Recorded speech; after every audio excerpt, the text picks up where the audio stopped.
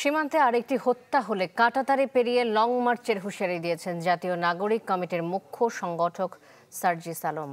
কুড়িগ্রামে March for ফেলানি কর্মসূচিতে তিনি আরও বলেন, ৫৩ বছর ধরে বাংলাদেশকে জিম্মি করে রেখেছে ভারত।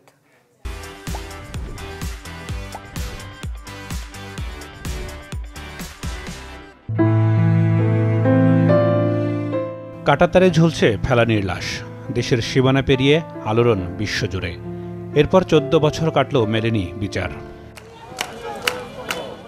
আশাহত ফেলানির পরিবারের পাশে এবার ছাত্র জনতা অংশ নিলেন মার্চ ফর ফেলানি কর্মসূচিতে।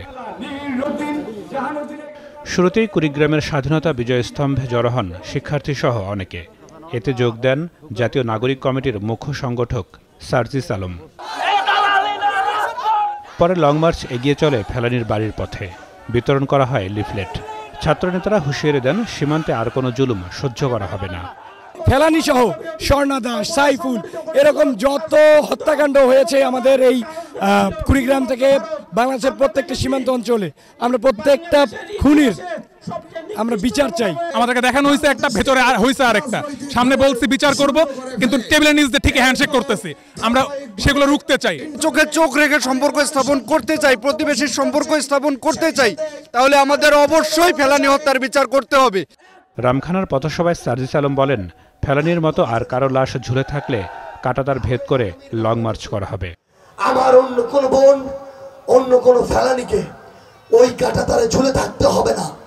কেউ যদি বিন্দু মাত্র চিন্তা করে, হোক বিএসএস নামে বা অন্য কোনো নামে, ওই চিন্তা করার আগে এই তরুণ প্রজন্মের ঐক্যবদ্ধ স্লোগান স্পিরিট তার বুকে কাঁপন ধরাবে, তার কলিজায় কম্পন তৈরি করবে। এমন কর্মসূচির কারণে দীর্ঘদিন পর আবারও বিচারের আশা দেখছে ফেলানির পরিবার। ছাত্র জনতা আমার পাশে দাঁড়াইছে এবং আশা করি যে আমি বিচারটা পাবো। এই ভারতে আশা আর এখন আমি করি না, আন্তর্জাতিক আদালতে আমি বিচারটা যেন ফেলানির আমি পাই, এটা আমার দাবি। Desk report, channel 24।